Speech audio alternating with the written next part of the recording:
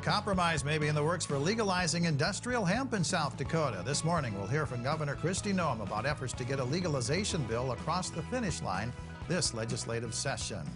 Plus, college life can be a shock to the system for students not used to living on their own. One South Dakota university is helping students make that transition easier. Good morning. This is KELOLAND on the go with all you need to know in news and weather as you start your Sunday morning. We also have an exciting list of boredom busters coming up for you. But first, here's our top story. South Dakota authorities are investigating a deadly shooting in Aberdeen. It happened early Saturday morning in the 1100 block of South Washington Street, where police say they found an unresponsive male who had been shot multiple times. The victim was taken to the Aberdeen hospital where he was pronounced dead. Police say they know who the shooter is and that the public is not in any danger. An autopsy is being conducted in North Dakota. Governor Kristi Noem says lawmakers who want to legalize industrial hemp in South Dakota are working with her administration on a potential compromise.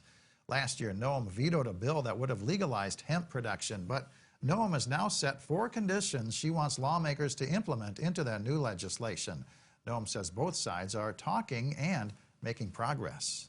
There will be a cost to taxpayers to stand this program up, and I wanted the legislators to make sure that they paid for it.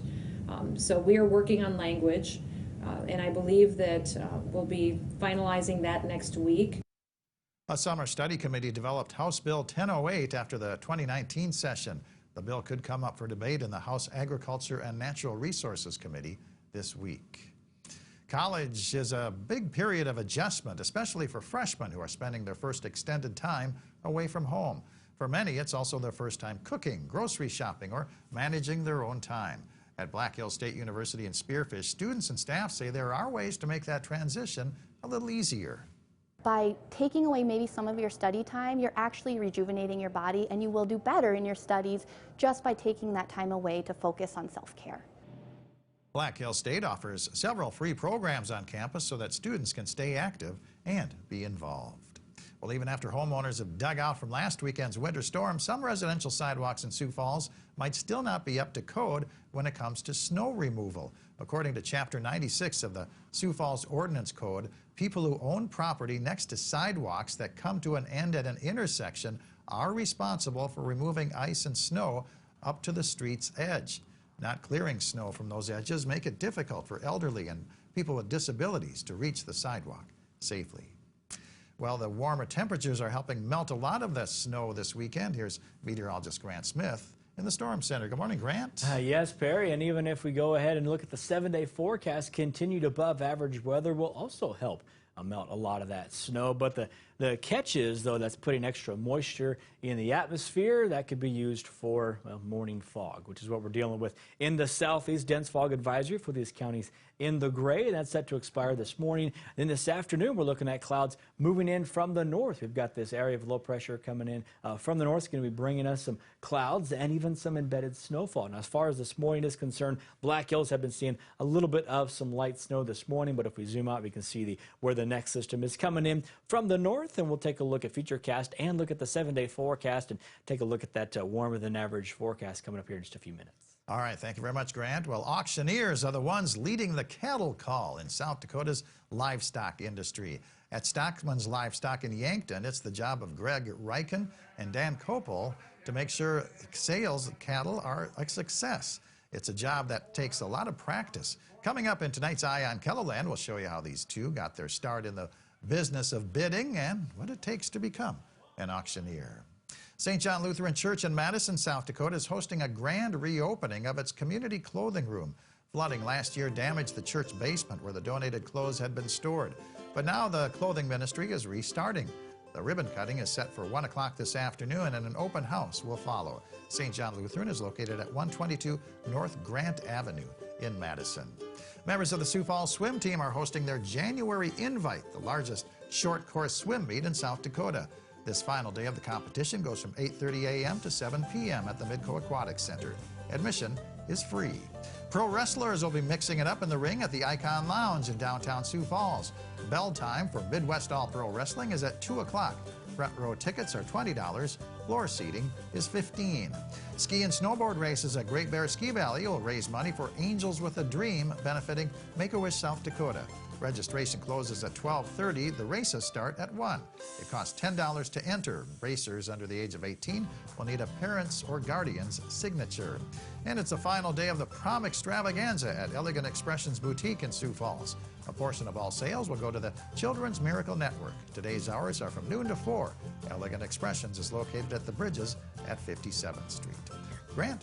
Well, today our eyes will be to the north as we expect this next round of clouds and some light snow that will move in. This is Futurecast shortly before the lunch hour. Notice how the northern half of South Dakota has those thicker clouds. The southern half still seeing a lot of sunshine. Northwestern Iowa still seeing some leftover fog or some partly cloudy skies there in the southeast. And then throughout the afternoon, that moisture will just stream in from the north, so a lot of cloud cover will be increasing throughout the day. So the farther south you are, the southeast you are, you're going to be seeing clearer skies throughout the day. But eventually, late in the afternoon, those clouds will arrive, and embedded in those clouds could be some very light snow. Those that actually see the snow will see amounts less than 1 inch. It's going to be pretty scattered, but it's going to last through the overnight and even into your Monday, seeing that snowfall or those clouds moving through. And then on Monday, there we can see the next area of moisture coming in, some rain and snow just outside of KELOLAND. That will move into the area late Monday, lasting into Tuesday morning. As far as temperatures go, though, we are looking at seeing temperatures above average for the next several days.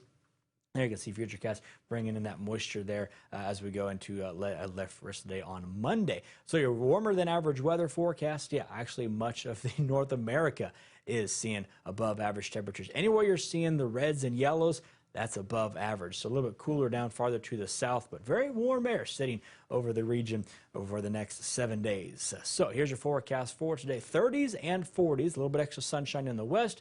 Thicker clouds in the east as they stream in from the north. Notice the winds about 5 to 10 miles per hour, but we can't rule out those wind gusts over 20 miles per hour. Then tonight, thicker clouds continuing to stream in from the north as temperatures cool to the teens and 20s. And then for your Monday, kicking the work week off with more cloudy skies, highs in the 20s and 30s, that chance for that rain-snow mixture moving into the area late Monday for the west, lasting into Tuesday for the east. That's where we have a chance for a rain-snow mix, but accumulations aren't looking to be a whole lot. Look at the temperature trend, though, warming up to the middle to upper 30s for the Sioux Falls area on Friday and Saturday. Continued warming up just beyond the 7-day forecast as well.